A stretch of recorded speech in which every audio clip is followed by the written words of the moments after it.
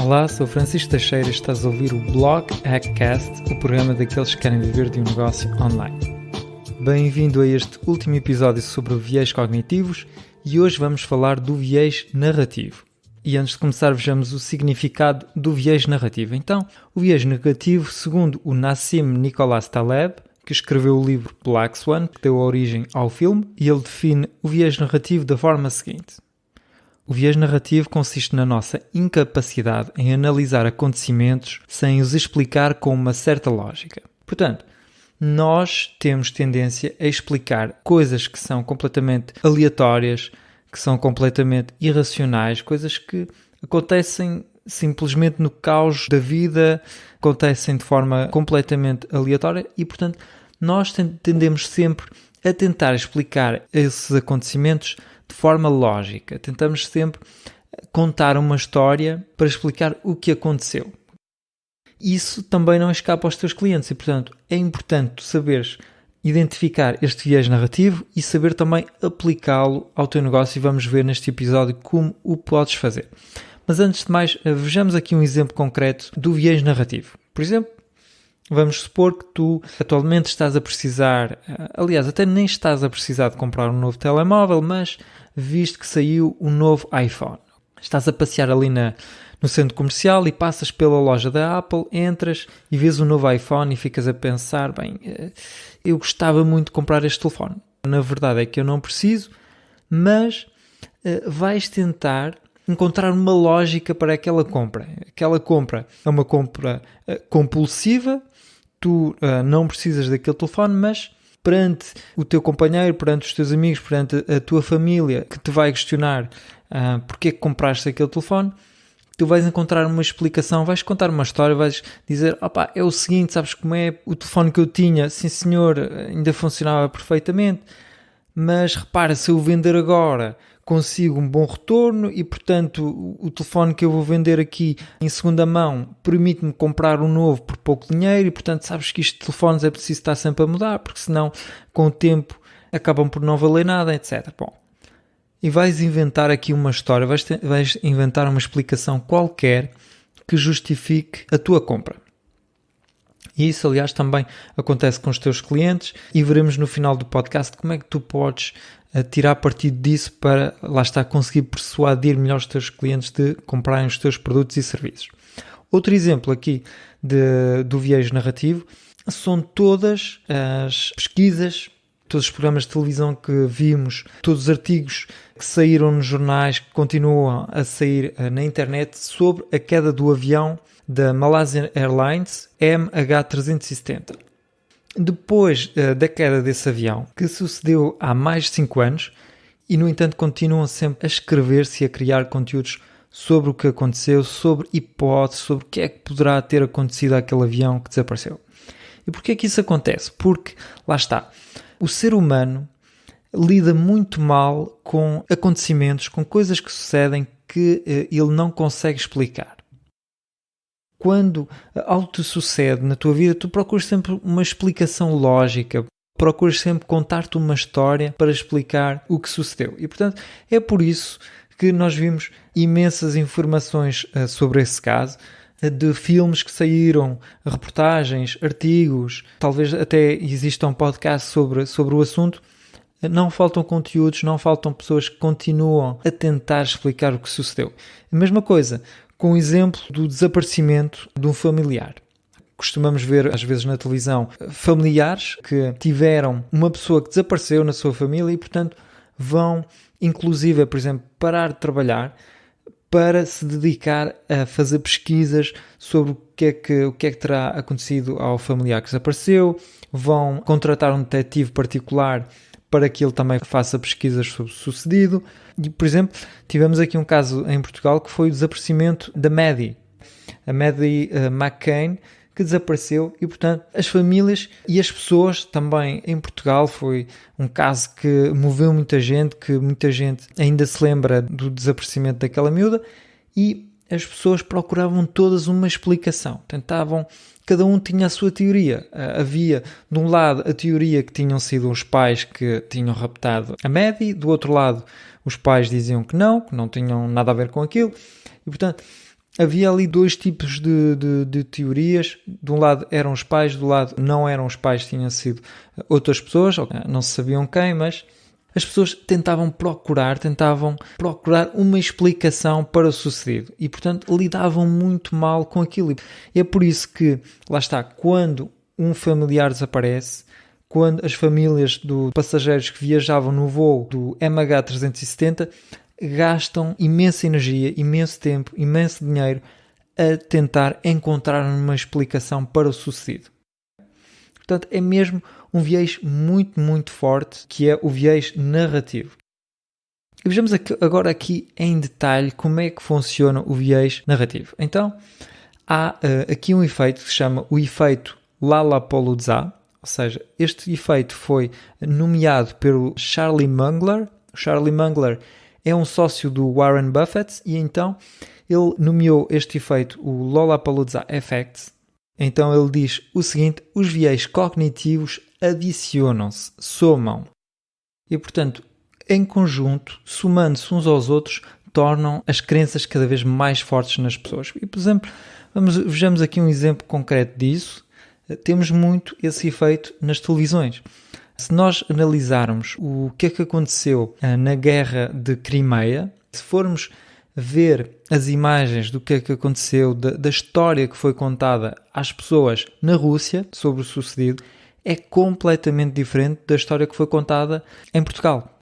Se nós formos ver a história que foi contada nos canais na Rússia, os jornalistas contam, ok, não todos, mas há canais ali do Estado que são controlados pelo Estado que vão contar que as pessoas que viviam na Crimeia eram russos e, portanto, que fazia completamente todo sentido a Crimeia fazer parte da Rússia e não da Ucrânia. Aliás, além disso, as pessoas foram convidadas para votar, para decidirem se sim ou não queriam que a Crimeia passasse a fazer parte da Rússia e não da Ucrânia, e que as pessoas votaram de alma e consciência e decidiram que queriam pertencer à Rússia e não mais à Ucrânia. E se formos ver, os acontecimentos obviamente são exatamente os mesmos, as imagens que são mostradas são exatamente as mesmas aqui na Europa, aqui em Portugal, e aqui os acontecimentos são contados de uma forma completamente diferente. Aqui nesta versão da história, o mal da fita é a Rússia que obviamente não deveria ter atacado a Ucrânia, não deveria ter invadido a Ucrânia. Portanto, podemos ver aqui com factos completamente iguais, são contadas várias histórias, várias versões da mesma história às pessoas. Vejamos aqui outro exemplo aqui agora numa aplicação no marketing. E a Tesla faz isso muito bem. Por exemplo, eu estive a ver um anúncio aqui da Tesla, como é que a Tesla comunica, e o anúncio que eles criaram chama-se A Better Future, ou seja, um melhor futuro. Portanto, aqui a Tesla, nesse anúncio, posiciona-se como sendo uma alternativa a todos os carros a gasolina para um futuro melhor. Okay? A imagem que a Tesla procura promover, a Tesla é a alternativa para que o mundo possa ser melhor, para que as questões ambientais sejam resolvidas, as pessoas devem comprar um carro da Tesla, ok? Portanto, aqui a história contada pela Tesla tem toda a sua importância na decisão dos seus clientes. Será que as pessoas se identificam com esta mensagem? Será que as pessoas se identificam com esta luta da Tesla? Portanto, as pessoas que se identificam com estas questões ambientais, as pessoas que querem realmente um mundo melhor, um mundo sem tanta poluição, etc. As pessoas que realmente defendem estes valores, as pessoas que se identificam com estes valores vão comprar Tesla. Ok, se tiverem, obviamente, a capacidade financeira para o fazer, e se não o tiverem, vão na mesma gostar imenso desta marca. Portanto, deste lado, esta é a versão da Tesla. E depois a outra versão da história é estudos que foram publicados, não sei se foram financiados por outras marcas, por outras empresas concorrentes da Tesla, mas há estudos que mostram, que indicam que se todos os carros do mundo fossem substituídos por carros elétricos, isso causaria uma poluição e, aliás, não existiriam materiais suficientes no mundo para conceber baterias suficientes para alimentar estes carros, ok? Portanto, na concepção de baterias são precisos materiais que são raros, portanto não há em abundância na Terra, e se realmente toda a gente amanhã passasse ao carro elétrico, não era possível conceber baterias para toda a gente. E, portanto, este modelo de negócios é um pouco criticado. Como podemos ver aqui, há uma história que é contada de um lado pela marca e, por outro lado, potencialmente por marcas concorrentes. E o futuro nos dirá quem tem a melhor versão da história. Outra componente que reforça o viés narrativo é a crença do mundo justo. É o seguinte, as pessoas tendem a explicar as coisas usando a crença do mundo justo. Portanto, as pessoas acreditam que se algo aconteceu é porque era justo. É porque Deus quis assim. Okay? Deus quis que as coisas acontecessem assim e, portanto, é lógico. Portanto, procuram explicar o inexplicável por uma crença em Deus, em crença também na justiça. Portanto, partiu uma perna, ok? Aconteceu-lhe algo negativo, bom, é porque ele merecia, está justo, justiça foi feita. E isso acontece muito com empreendedores. Por exemplo, quando nós vimos um empreendedor, questionamos para saber por que razão é que ele teve sucesso, por que razão é que a sua empresa foi bem sucedida. Ele vai explicar porque eu trabalhei imenso, porque eu me dediquei muito, porque eu coloquei muito esforço no meu trabalho, muita dedicação, muita persistência, muita consistência. Portanto, é justo, é normal, é lógico eu hoje colher os frutos do meu trabalho. Mas, por outro lado, também temos, se calhar, 90% dos empreendedores que se empenharam tanto, que também foram consistentes, que também se dedicaram imenso, que foram também muito persistentes, mas que não conseguiram bons resultados. E, portanto, como saber o que é justo e o que não é? Às vezes as coisas acontecem por acaso, às vezes a questão de timing é muito importante. Uma boa ideia em 2009 pode ser uma péssima ideia em 1999. Portanto, pode haver uma multidão de explicações para o sucesso ou não do empreendedor, mas ele procura sempre racionalizar as coisas. Vejamos agora um exemplo de como o viés narrativo às vezes nos prega partidas e, nomeadamente, acontece isso imenso na política. Os políticos procuram contar histórias para defender as suas ideias. Portanto, eles usam imenso viés narrativo para explicar como vão resolver um problema. Vamos imaginar aqui que um político pretendia resolver a pobreza, acabar com a pobreza.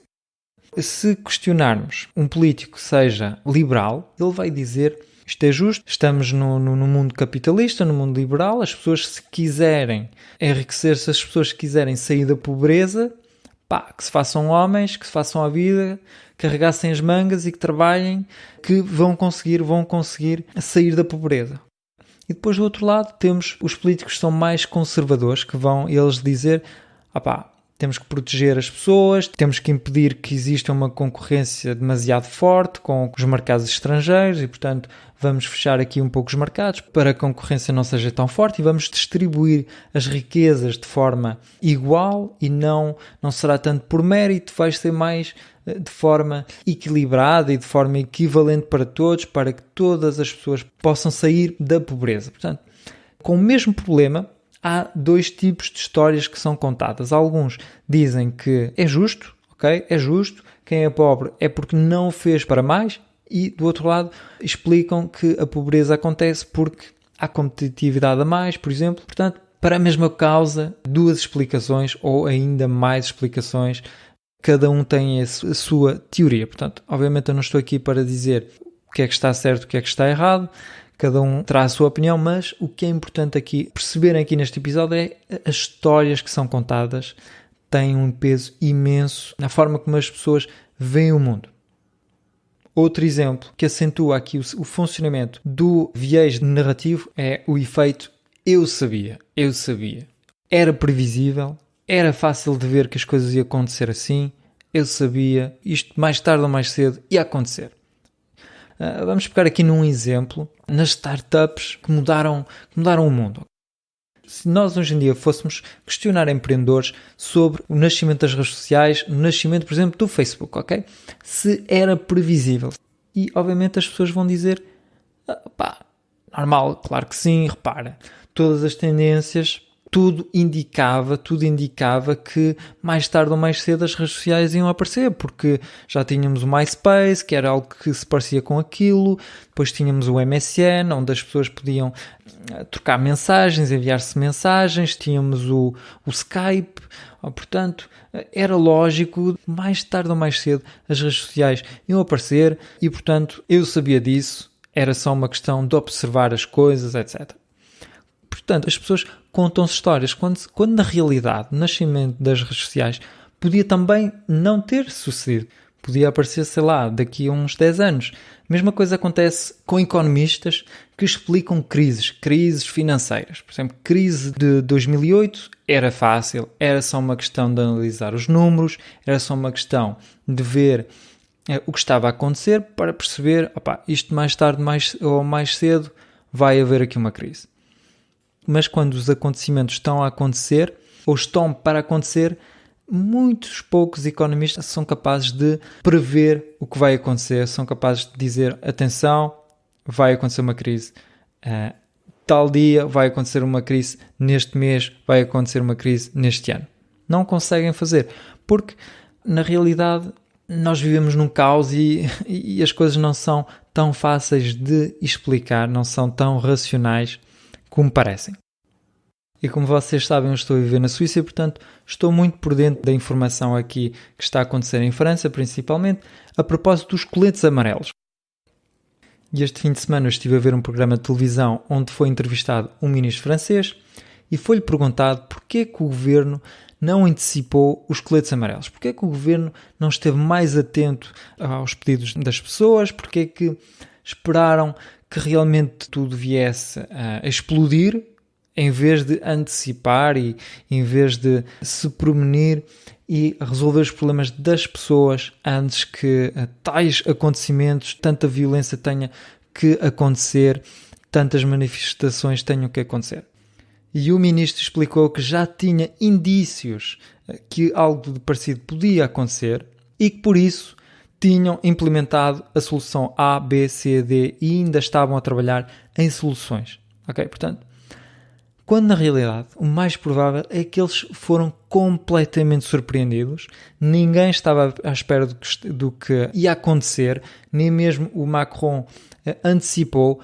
Quando os coletes amarelos começaram a aparecer ao início, o Macron não lhe deu assim muita importância, o governo não lhes deu muita importância e só com o tempo é que perceberam que aquele movimento vinha para ficar, que as manifestações não iam baixar e que as pessoas iam lutar até ao fim para as suas ideias. Portanto, este exemplo mostra muito bem o poder aqui do viés narrativo. E se há uma coisa que te deves lembrar no final deste episódio, se há alguma coisa que deves memorizar, é que os argumentos não aguentam face a uma boa história. Portanto, uma boa história é mais eficaz, é mais persuasiva do que uma lista de argumentos. E vamos ver um exemplo concreto agora. Vamos supor que eu te queira convencer que deves poupar para a tua reforma. Então, no primeiro caso, vou usar aqui argumentos para te tentar convencer. Vou-te dizer, ok, repara aqui, os teus rendimentos são estes, tu estás a trabalhar há 10 anos na empresa onde estás, ainda vais trabalhar mais 20 anos e, portanto, fiz as contas todas e terás uma reforma de 500 euros. Como tu sabes, é pouco dinheiro, sabes que a vida está cada vez mais cara e, portanto, recomendo-te imenso que coloques algum dinheiro de lado, porque senão vais passar por muitas dificuldades quando estiveres reformado. Depois, outra forma de te persuadir, vou-te contar uma história. Tu sabes, aqui o Sr. António, o teu vizinho, sabes que ele também trabalhou lá na empresa que estás a trabalhar agora e começou aos 15 anos e olha, hoje em dia estás a ver as dificuldades que ele tem que ir comer a casa dos filhos e depois à quarta-feira vem lá uma senhora para lhe dar os curativos, coitado do homem, parece que tem ajuda de associações que lhe vem trazer roupa e trazer algum dinheiro para que ele possa fazer as compritas, sabes como é, difícil, é lixado, a vida está mesmo muito difícil aqui para o Sr. António.